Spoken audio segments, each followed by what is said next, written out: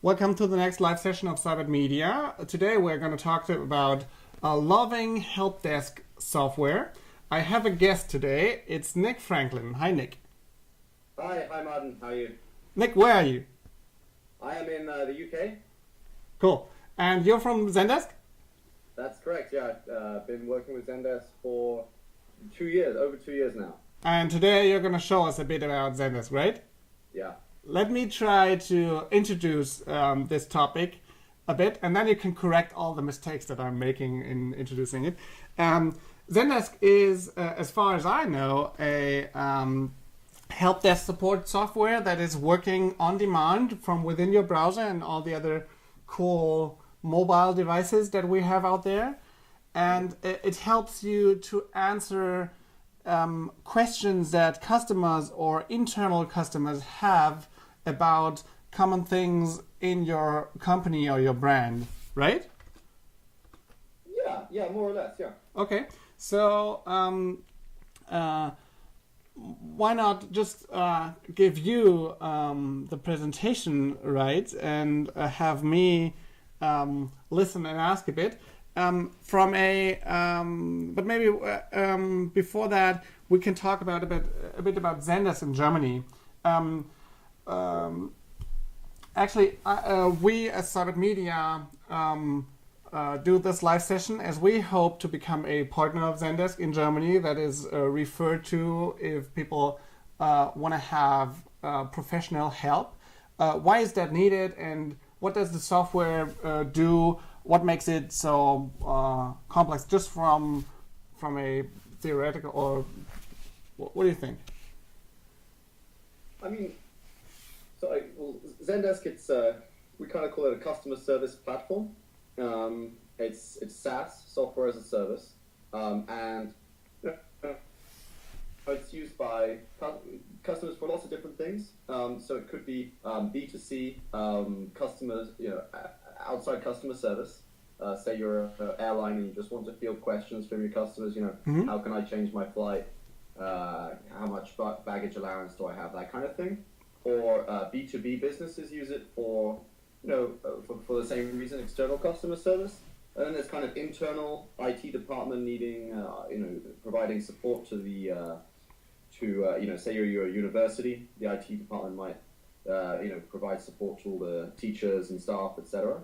And a lot of also internal use for just things like project management, things like this. So, I mean, our focus is on being a customer service platform, but as it's a very kind of, easy to use communication tracking tool, there's a lot of other uses for it as well. So a lot of people are using it for online system for for collecting invoices. The finance department might use it for that. Lots of use cases, I see. There's lots of different use cases. You wanted to talk about Zendesk in Germany. So, Zendesk has been growing very, very fast. Our two biggest markets are the USA and the UK. And we're actually headquartered in San Francisco. And we have a local office in the UK. And you're in London, right? Yeah. Uh-huh. In central London, in Soho. So it's kind of a fun part of London. And basically, Zendesk, it started in 2007, and since then we've just grown. We have well over 10,000 customers now. So we are seeking to do a bit more. We have a lot of German customers, but we've been talking to Martin at Seibert and to try and create more of an ecosystem in Germany. And we think the reason we are looking to have a partner to help with where maybe a larger customer needs to add some professional services on top of just the Zendesk system on its own. Okay, so that was the reason why we're doing this live session with Seibert Media. Let's see the software. I'm going to pull up your screen, and just for people to know, we are seeing the remote screen of Nick, which has some deficiencies depending on colors and these things, but let's hope for a good presentation though. Oh dear, it looks okay to me. Yeah, I know. I just wanted to tell people. So. Okay, sure. So I mean, if you just want to carry on asking questions, or I can give a quick little tour of Zendesk. Yeah, let's just. My first question would be, what is Zendesk and how does it look like? So sure. Yeah, Zendesk, as I said before, customer service platform. It is multi-channel, so you can. We basically want you to be able to support every channel you use. So you can do email. So it's extensive email management. That's the main one that probably most people use. There's a web-based, which takes the part of online forums, online ticket management. So you don't have to use email just to do ticketing, but you also have online forums, knowledge base. There's also things like feedback tab, which sticks to the side of the page. A lot of people might be used to those. Chat, so live chat, phone, and also we have some new interesting channels like Twitter, things like this, where you can actually monitor what's being said about your company, for example, on Twitter, and automatically create tickets out of those tweets, and then respond to them, and maybe so we have this in Zendesk for Twitter, which is kind of, we say it's putting Twitter to work for your business. So we kind of do a lot with this as well. So that's just, but it is just another channel basically. So with Zendesk is kind of ticketing, which is kind of usually very one-on-one. Obviously, you can CC other people in on the tickets, but it's very much a kind of traditional communication. And then we have sort of one-to-many, where you have like a knowledge base where someone at your company might publish an article that helps a lot of people. And then you kind of have the kind of social many-to-many communication where lots of people can talk to lots of people and help them solve each other's problems. So yeah, basically it's a kind of web-based, very easy to use. It's Ruby on Rails SaaS application. It's built in a very kind of agile way. We are adding updates almost every single week. We have integrations with a huge number of other web services. So just to give you an idea, this is one of the great strengths of Zendesk, is we integrate with, for example, Atlassian. I see Atlassian here, which is a big partner for Seibert Media. We even created a little 3D thing for it. Yeah. So yeah, I mean, here's a list. A lot of CRM, email marketing, FreshBooks' financial analytics, GoToManage, and things like this. For a lot of integrations with other software that you already created, right? Yeah. So it kind of plugs in really, really nicely, and yeah. Let's go back to the basic question and the basic need of customers. So maybe like yesterday, I got phone calls from customers, and I had somebody to pick up in a call center the phone call. And now I'm getting emails because those customers, they like to send me emails. And you're the solution to that, right? You're not a call center help desk. You're an email help desk, and you have like multiple other digital channels that I can use to import tickets. You can hook it up with your phone system. Okay.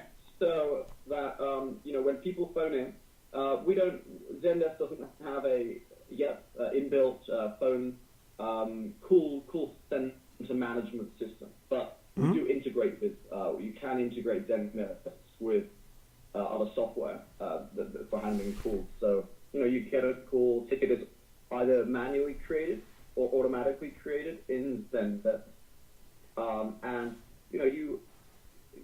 within Zendesk, every user has a kind of profile where you can store information about them, such as their email, phone, Twitter handle, Facebook handle, this kind of information you can store on one user. So yeah, there's no problem if if someone calls in, a ticket's created for that call, and then maybe they email in, or you reply to them by email, and then they reply to you by email, and everything is tracked on the same ticket, and the entire conversation is kept in one ticket thread. Okay. And that's the idea behind Zendesk, to make everything unified like that. Let's see the interface of the software. Sure. So I will bring up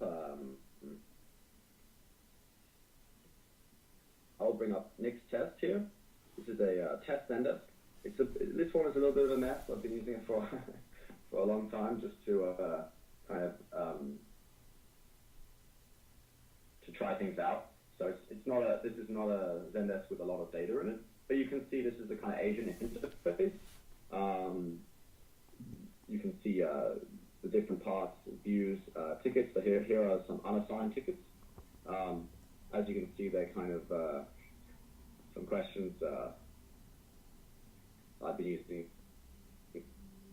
for testing. So this is kind of a ticket interface that an agent would see. This is where you would reply. So I would say that Paris might be the response to this. I would mark it as solved, but you can set it up a lot. And then if you do that, the customer gets an email, right? That's correct, yeah. And then he can answer, and the answer that he's going to send is going to sit in here again? Yes, it would be updated in the same thread. It would be updated in the same thread, and depending on how you have it set up in your business rules, you would also be emailed. So with Zendesk, you have a kind of business rule engine where you can, and the defaults, generally most people are happy with the defaults. But for example, say if a ticket is updated, you wanted everybody in the entire company to be notified of that, then you can set that up with a set of business rules. So for example, ticket is updated, and I'm just showing you briefly the kind of business rules and how you can decide who gets emailed or who gets notified when certain events happen on a ticket. So if a ticket is updated and the priority is urgent, then for example you could say you want to email user, all staff, and then you can email them saying it's very important to check this ticket. But you don't have to just email it. You can SMS using an integration with SMS sending software, things like this. So it doesn't have to just be email, etc. So yeah. And from a customer's point of view, Zendesk looks quite different. The best way to show you what a customer sees is probably to show you the help desk of some of our customers. Yeah, cool. I have a few open here. For example, and these are ones that have been branded quite nicely. So one of the nice things about Zendesk is it can be really well integrated into someone else's website. So the standard look is very much like this, but you can upload your own CSS and really make it seamless with your own web service, and you can do other integrations like a single sign-on integration. So I'll just show you here, for example, this is customer OneHub, and if we go back to onehub.com, you notice so this is their homepage, and then this is their Zendesk, their help section of their website, and you can see they've kind of made it look like their own support site. They have their forums here. You can see this is kind of the knowledge base forum section. Can we go into one question here? What I realize is that as soon as we get a question from a customer and answer that, we can say, put it on our forum, and then it will be publicly available so people can Google it and see publicly what the answers on this stuff is, right? Absolutely. And one of the advantages of Zendesk is when you're answering a ticket, you can choose to post that question and answer solution to the forums and the knowledge base. So you can do that automatically. And so it's a help desk that will help me to be both at the same time like one-on-one and privately, and public for all the other people to profit from that, right? Sorry, what was the last bit? So I can do the one-on-one help desk, and I can also have everybody take advantage out of the public answer, right? Yeah. And also you can show us on the agent side. How does the agent do that? Or let's do the other way. I'll show you in Nick's test help desk. It's kind of my stomping ground. So I would say this is the solution. And then instead of just saying update ticket, I would say update ticket and post to forum. Yeah, perfect. That's easy. The other one, which is cool, is update ticket and add as macro. And macro is like a canned response. So cool. So I'll have a pre-formatted and pre-texted answer that I can use later again. Exactly. So here you'll see apply macro, then I can say close and redirect or something like this. And then automatically puts stuff in here, and it automatically sets it to solve, assign to me. What I get is that this kind of add as macro does help me to create new canned responses on the fly, right? That's correct. Yeah. Yeah, that's very much the way we work over here. Yeah. So it's nice. I'll show you. I don't know much about this software, but OneHub, they have a very nice. So this is, for example, their knowledge base, and it's just got some FAQs that they've created. So there's kind of they've got the 4 tabs here. The home, which is the kind of front page of a Zendesk, the forums, and then they have open a new request, and here you can submit a request. They have it very simple, not many custom fields, not many additional drop-down fields, but it is possible in Zendesk to add checkboxes, drop-down fields, etc. to your ticket form. And then there's check your open requests. And I'm not logged in, so something will happen here. So what's happened here is I've clicked on check my existing requests with OneHub Zendesk,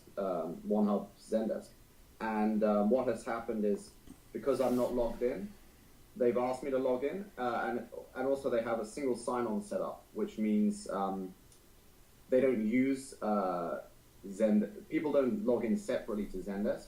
They log into OneHub. Cool. Which means what that means is you don't have to ask users to register for your website. Can you explain the